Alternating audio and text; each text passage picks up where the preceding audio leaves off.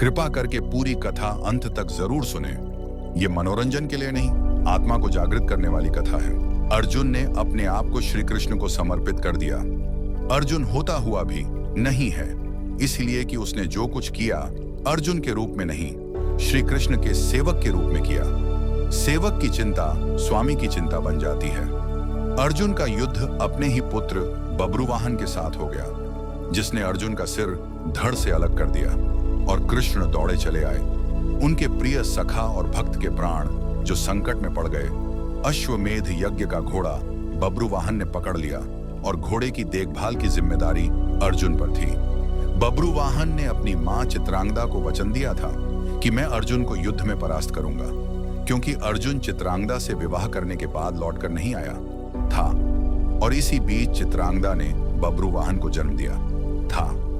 चित्रांगदा अर्जुन से नाराज थी और उसने अपने पुत्र को यह तो कह दिया कि तुमने अर्जुन को परास्त करना है, लेकिन यह नहीं बताया था कि अर्जुन ही तुम्हारा पिता है। और बब्रुवाहन मन में अर्जुन को परास्त करने का संकल्प लिए ही बड़ा हुआ। शस्त्र विद्या सीखी, कामाख्या देवी से दिव्य बाण भी प्राप्त किया अर्जुन के वध के लिए। और अब बब्रुवाहन ने अश्वमेध के अश्व को पकड़ लिया तो अर्जुन से युद्ध अश्वयंभावी हो गया। भीम को बब्रुवाहन ने मूर्छित कर दिया और फिर अर्जुन और बब्रुवाहन का भीषण संग्राम हुआ। अर्जुन को परास्त कर पाना जब असंभव लगा तो बब्रुवाहन ने कामाख्या देवी से प्राप्त हुए दिव्य बाण का उपयोग कर अर्जुन का सिर धड़ से अलग कर दिया। श्री कृष्ण को पता कि क्या होने वाला है और जो कृष्ण को पता वही हो गया। वे द्वारिका से भागे भागे चले आए। दाऊ को कह दिया, देर हो गई तो बहुत देर हो जाएगी, जा रहा हूं। कुंती विलाप करने लगी, भाई विलाप करने लगे। अर्जुन पांडवों का बल है, एक आधार, लेकिन जब अर्जुन ही ना रहा तो जीने का क्या लाभ। मां ने कहा, बेटा तुमने बीच मझधार में यह धोखा क्यों दिया। मां बच्चों के कंधों पर इस संसार से जाती है और तुम मुझसे पहले ही चले गए। यह हुआ कैसे, यह हुआ क्यों। जिसके सखा श्री कृष्ण हो, जिसके सारथी श्री कृष्ण हो, वह यूं निष्प्राण धरती पर नहीं लेट सकता।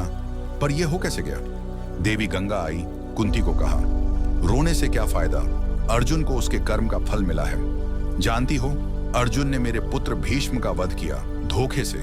वह तो अर्जुन को अपना पुत्र मानता रहा, पुत्र का ही प्यार देता रहा, लेकिन अर्जुन ने शिखंडी की आड़ लेकर मेरे पुत्र को बाणों की शैया पर सुला दिया। क्यों। भीष्म ने तो अपने हथियार नीचे रख दिए। वह शिखंडी पर बाण नहीं चला सकता था, वह प्रतिज्ञाबद्ध, लेकिन अर्जुन ने तब भी मेरे पुत्र की छाती को बाणों से छलनी किया। तुम्हें शायद याद नहीं, लेकिन मुझे अच्छी तरह याद है। तब मैं भी बहुत रोई थी। अब अर्जुन का सिर धड़ से अलग है। बब्रुवाहन ने जिस बाण से अर्जुन का सिर धड़ से अलग किया है, वह कामाख्या देवी माध्यम से मैंने ही दिया है। अर्जुन को परास्त कर पाना बब्रुवाहन के लिए कठिन था। आखिर उसने मेरे ही बाण का प्रयोग किया और मैंने अपना प्रतिशोध ले लिया। अब क्यों रोती हो कुंती। अर्जुन ने मेरे पुत्र का वध किया और अब उसी के पुत्र ने उसका वध किया है। अब रोने से क्या लाभ। जैसा उसने किया वैसा ही पाया। मैंने अपना प्रतिशोध ले लिया। और प्रतिशोध शब्द भगवान श्री कृष्ण ने सुन लिया। हैरान हुए। अर्जुन का सिर धड़ से अलग है और गंगा मैया भीष्म की मां अर्जुन का सिर धड़ से अलग किए जाने को अपने प्रतिशोध की पूर्ति बता रही है। श्री कृष्ण सहन नहीं कर सके। एक नजर भर अर्जुन के शरीर को, बुआ कुंती को, पांडु पुत्रों को देखा, बब्रुवाहन और चित्रांगदा को भी देखा। कहा, गंगा मैया आप किससे किससे प्रतिशोध की बात कर रही हैं। बुआ कुंती से, अर्जुन से, या फिर एक मां से। मां कभी मां से प्रतिशोध नहीं ले सकती। मां का हृदय एक समान होता है, अर्जुन की मां का हो या भीष्म की मां का। आपने किस मां प्रतिशोध लिया है। गंगा ने कहा, वासुदेव, अर्जुन ने मेरे पुत्र का उस समय वध किया जब वह निहत्था था। क्या यह उचित। मैंने भी अर्जुन का वध करा दिया उसी के पुत्र से। क्या मैंने गलत किया। मेरा प्रतिशोध पूरा हुआ।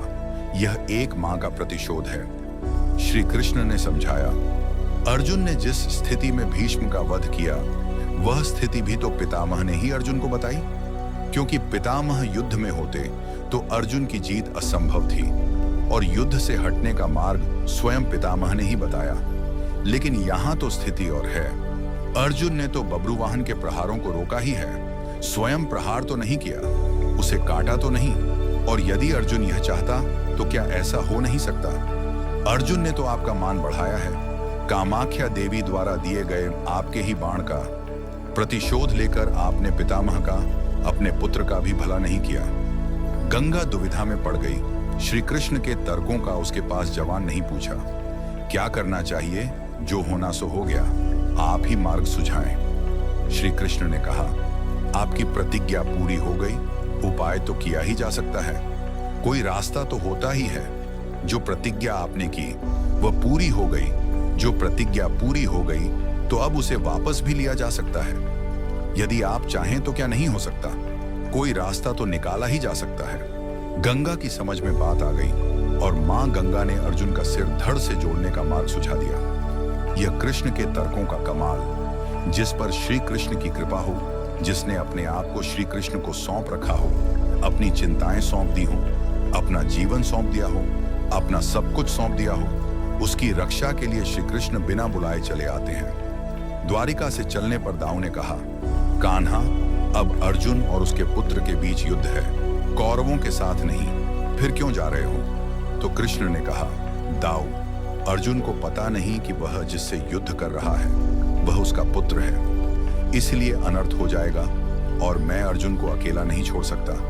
भगवान और भक्त का नाता ही ऐसा है, दोनों में दूरी नहीं होती। और जब भक्त के प्राण संकट में हो तो भगवान चुप नहीं बैठ सकते।